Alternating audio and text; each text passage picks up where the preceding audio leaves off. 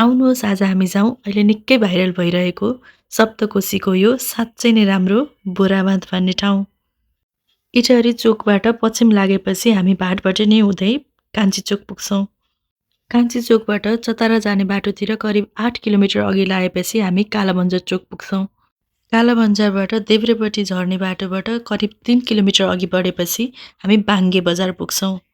र बाङ्गे बजारबाट पनि करिब 2 किलोमिटर कच्ची बाटो पार गरेर हामी पुग्छौँ बोराबाँध। यहाँ कोसी फिजारिएर कोसीले बगर बनाएको रहेछ। किनारमा बालुवा देखिन्छ। केही दिनदेखि यता भाइरल भएर धेरै मान्छेको आवत-जावत भइराखे पनि यो ठाउँ पहिलेदेखि नै एउटा पिकनिक स्पटको रूपमा प्रचलित नै रहेछ।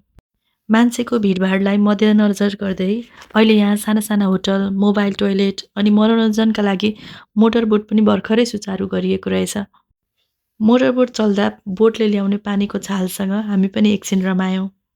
अस्ताउँदै गरेको सूर्यको किरण कोसीको पानीमा टल्किँदा देखिने दृश्यले यहाँ आउने हर कोहीको मन लोभ्याउँछ। पूर्वी तराईको सान मानिने सप्तकोशीको छेउछाउमा अरू पनि यस्ता थुप्रै घुम्ने ठाउँहरू छन्।